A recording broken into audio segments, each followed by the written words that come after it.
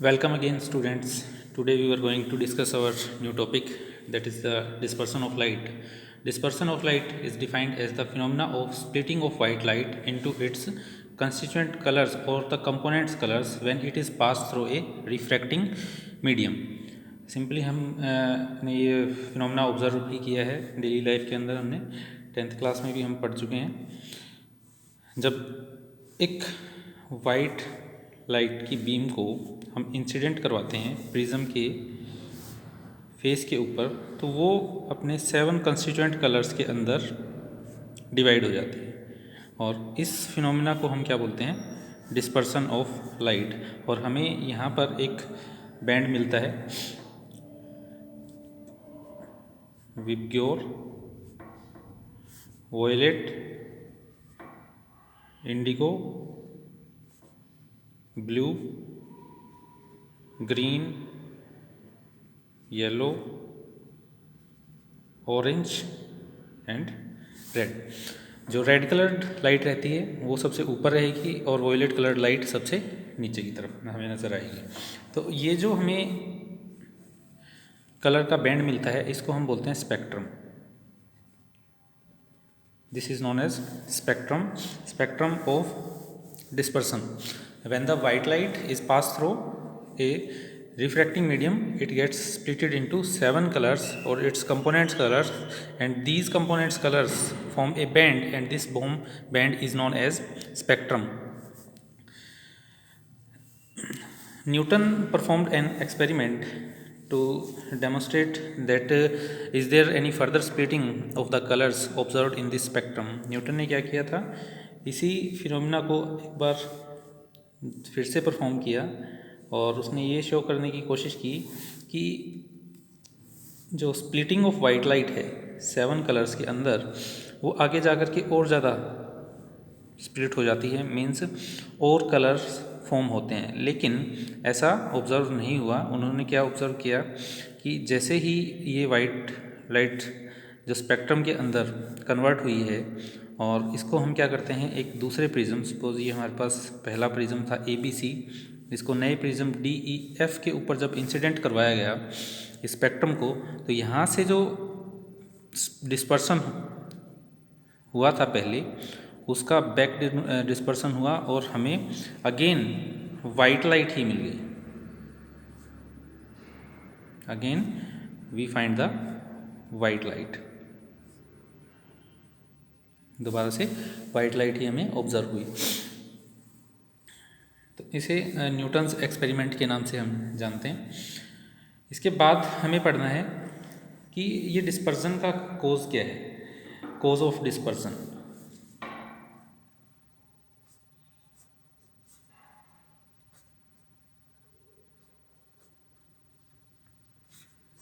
Dispersion का जो basic कोज है वो ये है कि जो हमारे पास रिफ्रैक्टिंग मीडियम रहता है, जैसे कि हमने यहाँ पर प्रिज्म का यूज़ किया, ये प्रिज्म अलग अलग वेवलेंथ की लाइट को अलग अलग रिफ्रैक्टिव इंडेक्स ऑफर करता है, जिसकी वजह से अलग अलग कलर की जो लाइट है अलग अलग एंगल के ऊपर बेंड हो जाती है। Means the refracting medium offers different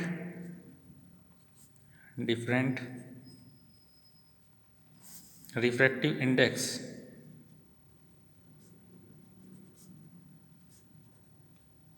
for different wavelength of light। तो यहाँ से हमने क्या ऑब्जर्व किया कि अगर हम लाइट की वेवलेंथ को इंक्रीज़ या डिक्रीज़ करते हैं तो उसके रिफ्रैक्शन के ऊपर भी इफ़ेक्ट होगा। तो अब हमें पता है कि जो हमारे पास रेड कलर्ड लाइट है उसकी वेवलेंथ क्या होती है, सबसे ज़्यादा, और वॉयलेट कलर्ड लाइट की वेवलेंथ सबसे कम होती है।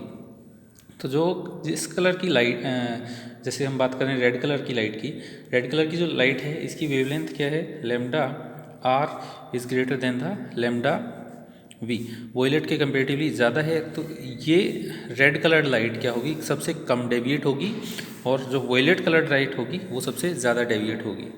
ठीक है, तो it means the refractive index offered mu is equals to mu R is less than for mu V। refractive index offered for the violet colored light is greater than the refractive index offered for the green colored light।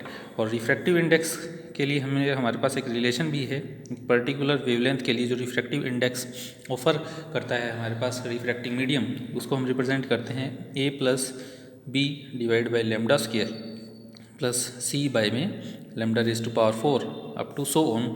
यहाँ पर lambda represent करता है wavelength of the light used and A B C are the constants. Okay, hope so आपको यहाँ तक clear है। आगे discuss करते हैं। ये हो गया हमारा कॉज ऑफ डिस्पर्सन। अब हम बात करेंगे एंगुलर डिस्पर्सन और डिस्पर्सिव पावर के बारे में। अब ये एंगुलर डिस्पर्सन क्या है? सपोज ये हमारे पास प्रिज्म है ए बी सी, और जब हम एक beam of white light incident करवाते हैं इसके फेस ए बी के ऊपर, तो हमने ऑब्ज़र्व किया कि एक स्पेक्ट्रम बन जाएगा। इस तरफ रहेगी आपकी वॉयलेट लाइट और इस तरफ रहेगी आपकी रेड कलर्ड लाइट। ठीक है, अब ये जो पाथ है वो रहेगा हमारे पास इंसिडेंट लाइट के लिए। अब यहाँ से अगर हम चेक करें एंगल ऑफ डेविएशन किसके लिए, रेड कलर्ड लाइट के लिए अगर हम चेक करते हैं तो वो रहेगा हमारे पास डेल्टा आर के equal. Similarly angle of deviation for the violet coloured light वो रहेगा डेल्टा वी के इक्वल। तो जो एंगुलर डिस्पर्सन है it is defined as the angular separation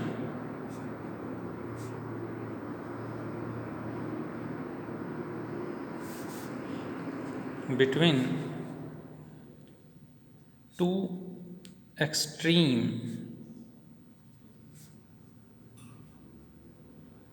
colors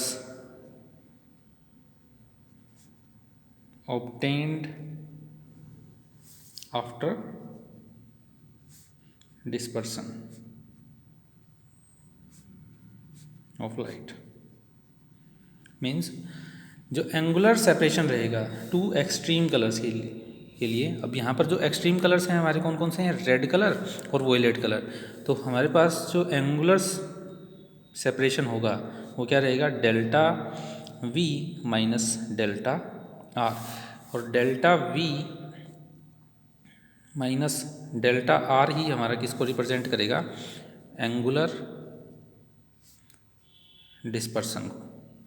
angular dispersion यहाँ पर मीन्ट है कि जो आपका एंगुलर सेपरेशन है किन किन के बीच में, रेड कलर्ड लाइट के बीच में और वॉयलेट कलर्ड लाइट के बीच में।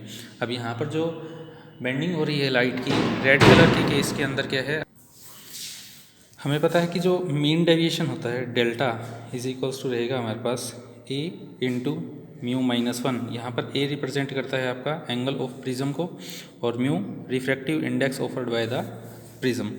Then for the violet colored light delta V will be equals to A into mu V minus 1, and for red colored light delta R is equals to A into mu R minus 1। Here mu V represents the refractive index offered by the prism for the violet colored light and mu R represents the refractive index offered by the prism for the red colored light।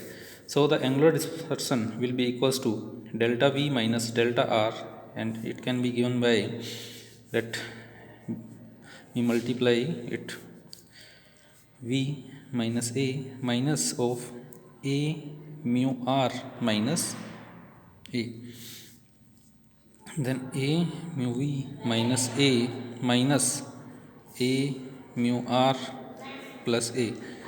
These two terms cancel out each other and we have A mu V minus A mu R. Take A as common, then we have mu V minus mu R. So this is the expression for the angular dispersion. Okay, this is the expression for the angular dispersion. Now let's discuss about the dispersive power. Dispersive power Dispersive power, it is the ability of the prism material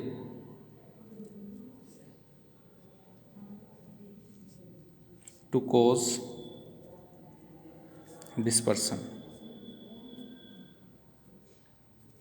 means ये material की ability होती है। Dispersive power क्या है, आपका जिस भी material से आपका जो प्रिज्म बना हुआ है उसकी एबिलिटी रहेगी कि वो कितना ज़्यादा डिस्पर्सन कोज कर पाता है, ठीक है। और it is given by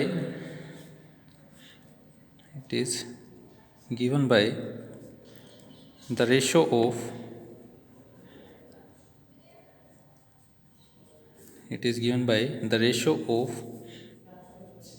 angular dispersion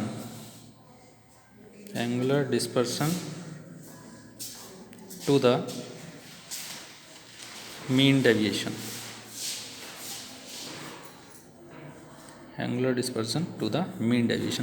It is represented by omega, and omega will be equals to delta V minus delta R upon delta, and we have delta V minus delta R is equals to A times mu V minus mu R upon, and the mean deviation is A times mu minus 1. This term will cancel out, so omega will be equals to mu V minus mu R upon mu minus 1. So this is the expression for the dispersive power. Our next topic is simple microscope. A simple microscope is just a magnifying glass. It is just a magnifying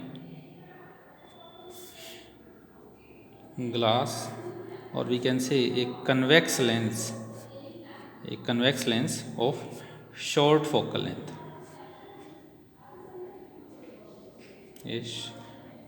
Convex lens of short focal length. And in this case of simple microscope, we are going to use the case that the object is placed between the focus and the optical center in front of a convex lens. Suppose our object is placed between focus and the optical center, then first ray of light will be parallel to principal axis, and after refraction it will pass through the focus. Similarly, second ray of light will go from the optical center, and the rays going from the optical center never bend. When we extend these lines behind, we observe that they will meet at this point and form an virtual image A dash, B dash. Suppose it will be A and B. ठीक है, हमने क्या किया है, convex lens लिया, एक short focal length का convex lens यहाँ पर हम यूज़ कर रहे हैं, और हमने ऑब्जेक्ट को कहाँ रखा है, ऑप्टिकल सेंटर और फोकस के बीच में, जिसकी वजह से जो इमेज का फॉर्मेशन हो रहा है एक वर्चुअल इमेज बनेगी। 6th केस था ये, हमने पहले पढ़ा हुआ है। अब ये सिंपल इसकी वर्किंग यहाँ पर हमने बताई कि कैसे कैसे एक सिंपल माइक्रोस्कोप वर्क करता है, लेकिन जो हमारे पेपर पॉइंट ऑफ व्यू से जो इम्पोर्टेंट है वो रहेगा हमारे पास magnifying power of convex lens, simple microscope. Magnifying power of simple microscope की मैग्नीफाइंग पावर। तो अब मैग्नीफाइंग पावर क्या होगा, magnifying power it is defined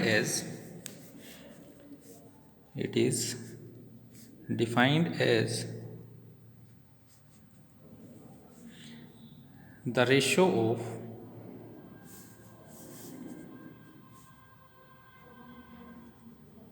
angle subtended by the image to the angle subtended by the object at I when both were placed at the least distance of distinct vision।